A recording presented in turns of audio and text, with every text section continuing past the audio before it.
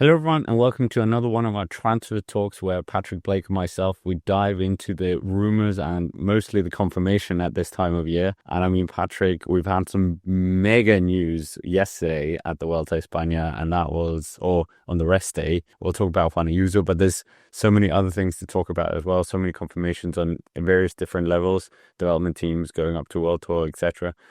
But yeah, was it? Yeah, we might as well start. Juan Ayuso, what a shock that just dropped yesterday. Obviously, we knew that there were rumors about him leaving. He was unhappy with the Giro happened. He was not originally down for the Vuelta, and then suddenly he was down for the Vuelta. And then we also saw the shenanigans with Almeida once more at the Vuelta, which, yeah, not very nice for Almeida. It all kind of came to a head pretty much on the rest day. We've heard about the disquiet of Ayuso in UE Team Emirates for a while now, but he's had about a big contract until 2028, so we've all just presumed that that's just been, I don't know, whether it's just been a load of hot air, pretty much. But turns out it's not, because on Monday, on the rest day, UE Team Emirates announced that Ayuso will be leaving the team. He will ride for UE Team Emirates for the rest of the 2025 season, but they mutually agreed to end the contract early, so that's quite good for any team wanting to sign him because they don't need to buy out the rest of his contract, which I'm sure would cost a lot of money. Let's put it that way. Yeah, he's currently racing the Vuelta, like Scott said, and it was all sort of talked about how Almeida on stage 9, where he lost time to Vingegaard and he didn't have any team support, and how Ayuso had just said he wasn't feeling good on the day and how there wasn't much point in him hanging on. Yeah, and he did like his fingers in ears celebration,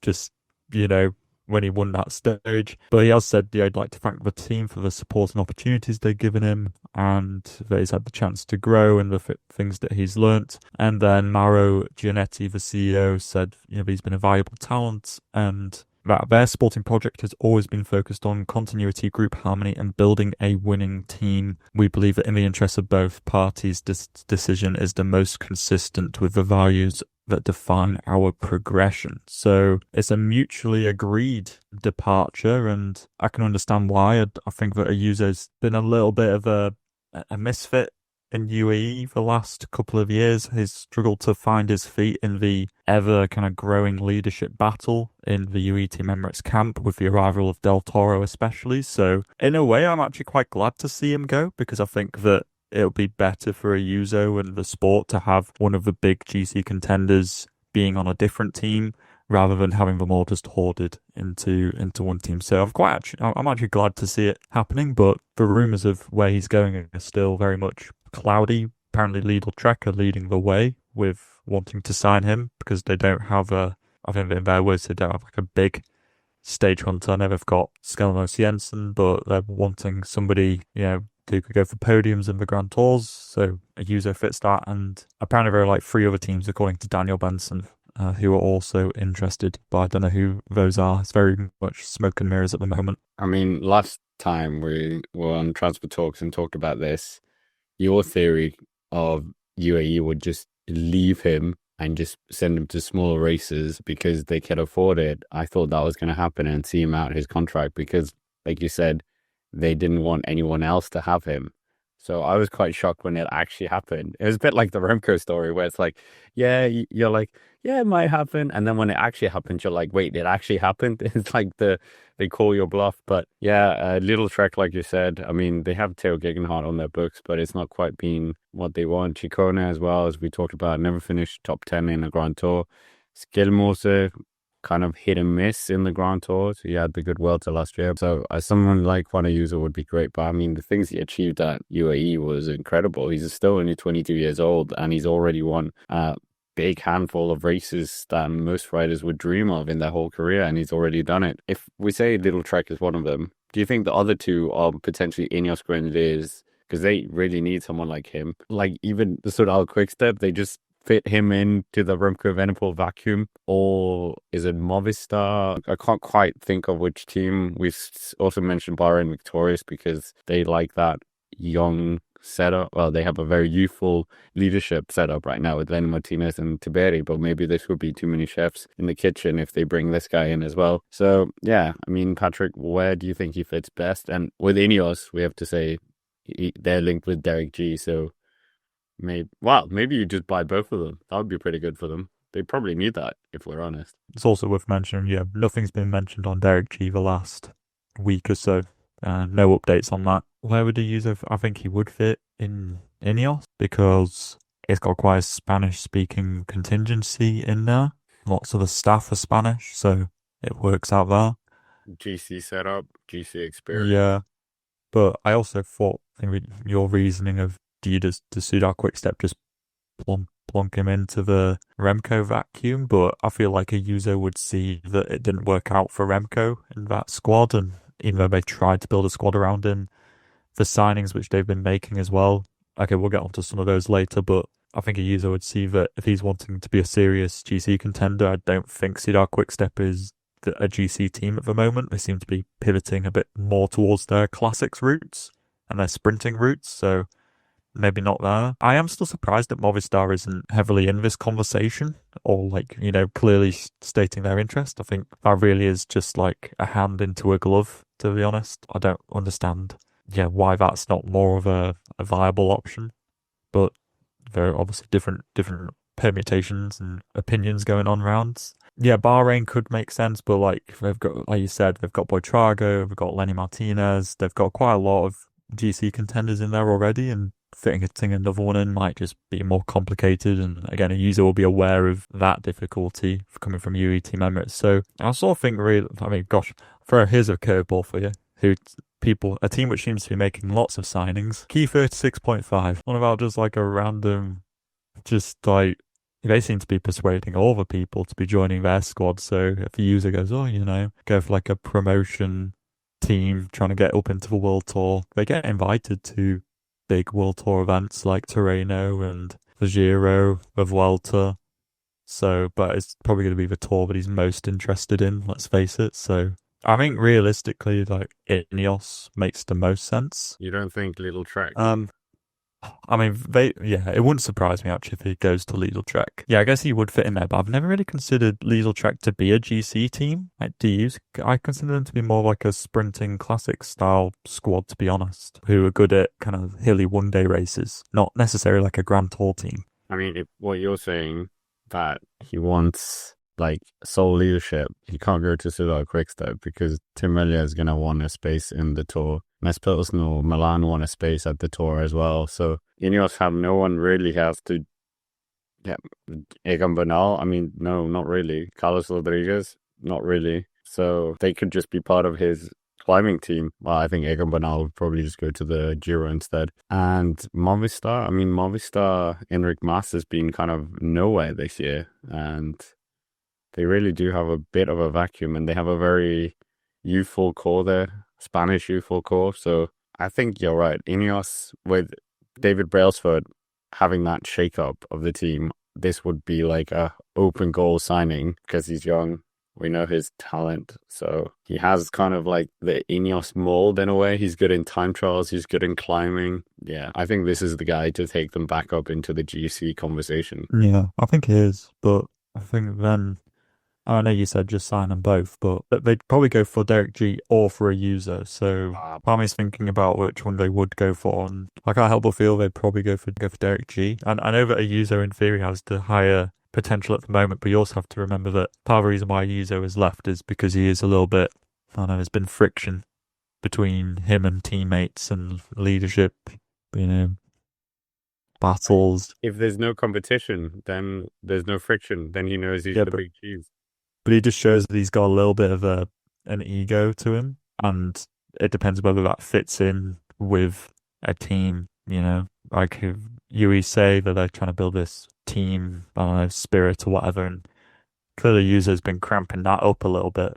And, you're not going to want some big ego on your team. It's part of the reason why Ineos probably, parted ways with Pidcock, to be honest with you. Do you think this ego has actually got the Grand Tour? Yeah, he's probably got the legs to back it up a little bit more, I think.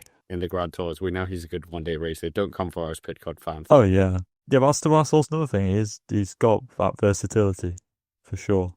So, yeah, but I think if I were to sign one, it would be a user. But I think, for some reason, realistically, I think that it might be Derek G. Anyways, we might as well move on from Derek G slash Juan Ayuso. Annoyingly, what happens all the time when we do these, there's always a big story either on the day of release or the next day. And this one was Dorian Godon, the French national road champion, signing for Ineos Grenadiers. What do you make of this as well? So Ineos have made some signings. I think he's a good signing, to be honest. He fits into that Ineos mold of not a bunch sprinter, really, but more of a reduced bunch sprinter, good for one-day races. I think he's quite similar to Axel Laurence, though. They get to overlap quite a bit. However, that's just a belts and braces approach to hilly one-day races. You just have both of them in there in the hopes that one of them will succeed. But I feel like there's quite a lot of overlap there. I'd say that Godon's a faster bunch sprinter than Laurence is. But I think it is still a good move. Having the French national champ on your squad is a really cool jersey to have and to sort of ride for. And yeah, I think it makes a lot of sense because, okay, he's not a pure bunch sprinter. He won't be competing on the Champs-Elysees and stuff, but he is a winner. He does win races. You know, think back to Romandy where he won a couple of stages back in 2024. So yeah, he is a winner, and I think that he's the sort of guy who fits into Ineos. We might as well talk about someone we thought as well that was going to Ineos Grenadiers. Heavily rumored, Filippo Zanna, not going to Ineos Grenadiers, going to Soudal Quick-Step. This one caught me off guard. I thought Ineos, sometimes when you hear these cycling rumors or cycling transfer rumors, it often is. It's like, I think the rumor to come, or like, the rumor ratio is very high in cycling. It's not like football where it's quite low at times. But this one generally surprised me. Zanna, former winner of Tour of Slovenia, won a stage in the Giro d'Italia. Yeah. Soudal Quick-Step? Is this the guy filling the Remco hole? I don't think he's going to be filling a Remco-sized hole. And yeah, you're right. I found it a bit peculiar as well because he was rumored to Ineos, and then he apparently was going back to Jayco to try and get his contract, and now he's ended up at Soudal Quick-Step. But it's because the rumors were that his contract was like $1 million or something like that, wasn't it? Or 2 million? I don't know. And I'll seems like, no offense, like Zanna's a good rider, but 1 to 2 million for a guy, like just because he won that one Giro d'Italia stage and he might finish top 10 in the Grand Tour, like that just seems like an awfully steep price tag for that sort of result, for that sort of expected result. But I think it's cool that he's going to Soudal Quick-Step. I think he'll just have a lot of free reign to go for breakaways or go for GC, whatever he wants to do, really. So yeah, decent move, but yeah, I don't think Soudal Quick-Step was at the top of my bingo card, really. Yeah, me neither. Not at all. But we might as well move on to a team now rather than just one rider at a time. Team Visma Lease A Bike. I must admit, like this whole transfer season, they've been making, in my books, really random signings. Maybe they'll all pay off next year, but I don't see the vision. I see the vision. It's signed people that I don't associate with the Visma Lease A Bike. I mean, last year, the greatest call we did on Transfer Talks was talking about Simon Yates going to Visma Lease A Bike. And apparently Visma Lease A Bike listened to us because a month later they signed him, which I thought was incredible. But they haven't signed another Yates here. So Adam Yates is still UAE. Okay, they're losing Tiesj Benoot, which I think is a big loss to Decathlon. But then they're signing Timo Kielich. They're signing Filippo Fiorelli, which we've talked about before. And I think they signed some other rider as well. But it's just, yeah, I'm quite confused about this. And this is adding it on to the one we talked about last week as well for Anton Schiffer. Obviously, it's a super strong team and they would do well just securing the base riders. But I don't see the vision here, if I'm honest. Is this building for Matthew Brennan?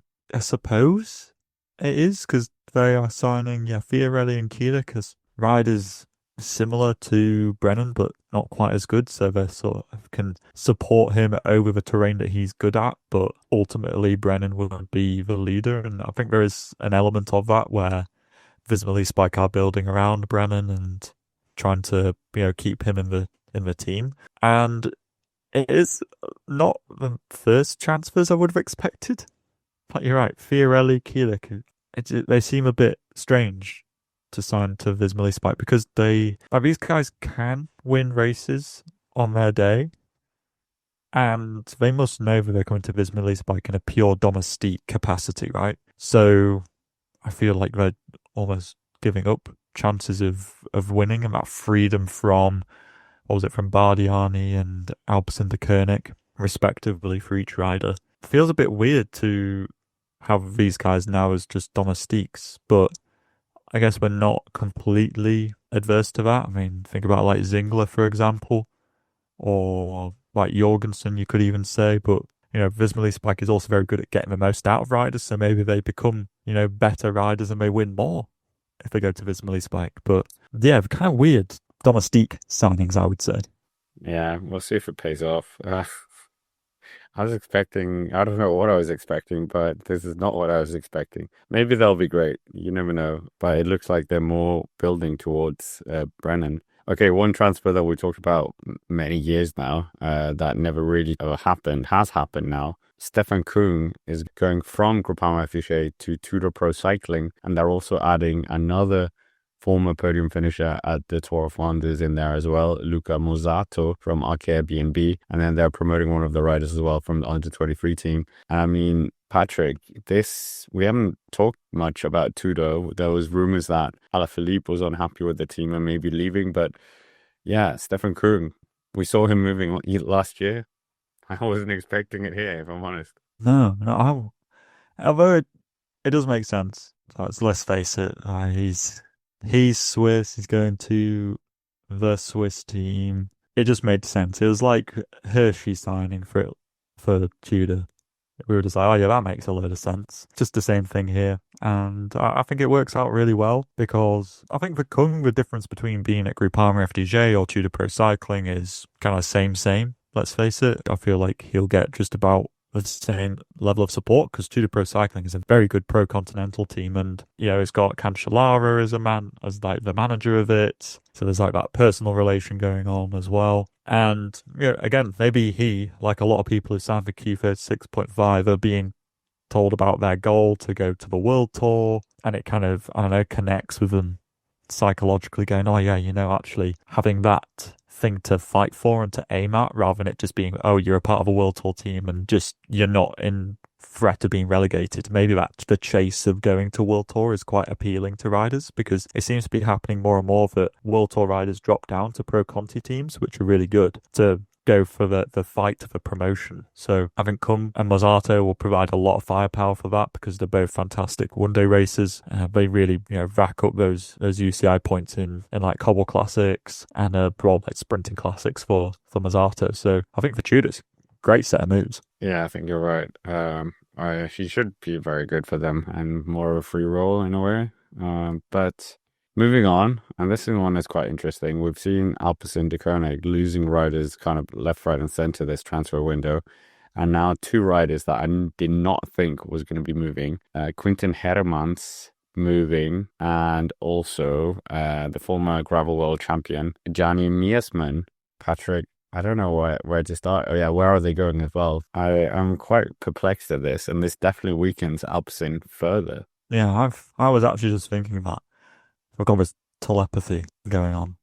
Because I think Alpecin have hemorrhaging riders. Are they going to replace these people? Or Alpecin seem very good at replacing riders that they lose with their riders from a development team. It seems to be probably one of their greater strengths is their development setup. But anyway, that's a whole other discussion. Yeah, losing Quinten, Hermans and Vermeersch and also Kielich, like we mentioned earlier, and Zandler Morisa, who we talked about last week. That's like four pretty decent riders that Alpecin are losing there, who are all influential. Like Vermeersch has been a part of Alpecin's victories at Paris-Roubaix the last 2 years. I think without him, it would have been quite difficult, or more difficult for them to do it. And yeah, Quinten Hermans, he's finished on the podium of Liège-Bastogne-Liège. He was second in that Giro stage, I think, behind, or third in that Giro stage, behind Alaphilippe and Maestri, like last year. He is a very good rider as Hermans. So yeah, it's a bit odd for Alpecin to lose him. But anyway, Quinten Hermans is going to Q36.5, another one. And Gianni Vermeersch goes to Red Bull Bora Hansgrohe, which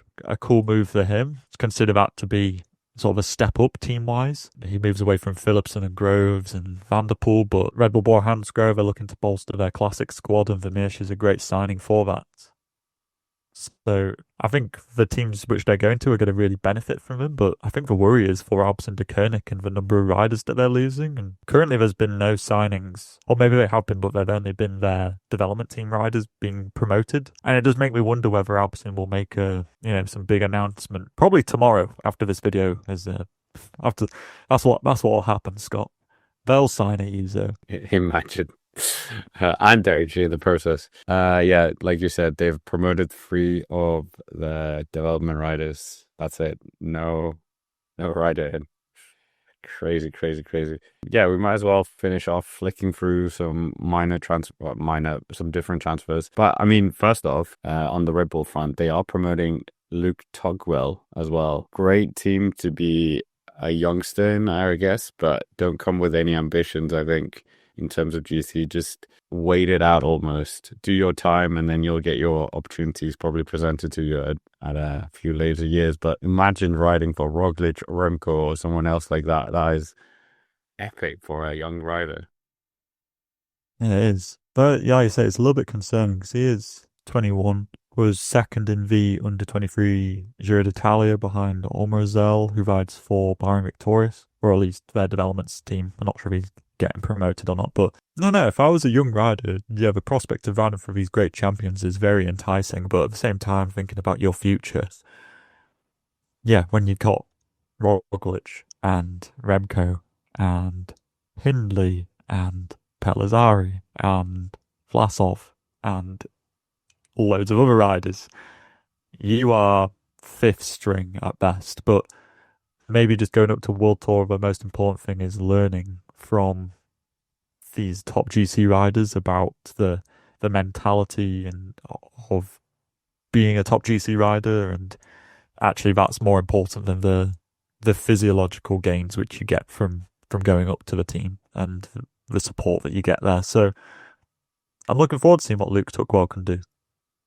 I forgot about Pellizzari. Oh my goodness, that one froze in because I was like, oh, Roglic is going to retire soon. But Pellizzari is the one where it's like, oh shoot, he's actually quite young, so he might take all the big opportunities. Anyway, who else has been catching your eye? I mean, Maximilian, no, other Max Walscheid going to Little Trek, Brent Van Moer to Q36.5 again. They're signing everyone. And yeah, is there anyone else that has caught your attention that we haven't talked about yet? Noah Hobbs is going from the EF Education Easy Post development team up to the full Monty, the full EF squad. That's the word. There you go. Yeah, he won the points classification at Tour de l'Avenir. Got a stage win there and a 2nd place and a 5th place. So he rode for the FDJ development squad back when it was like really kind of probably the development like under 23 squad. So it's good to see that he's finally getting his chance to go up to World Tour because I think he is a good quality sprinter. We're seeing some Matthias Norsgaard. Did we mention that he's going to Lidl Trek? Yeah. Okay. And that one. And then also Tiesj Benoot. We mentioned about him going from Visma to Decathlon, CMA, CGM.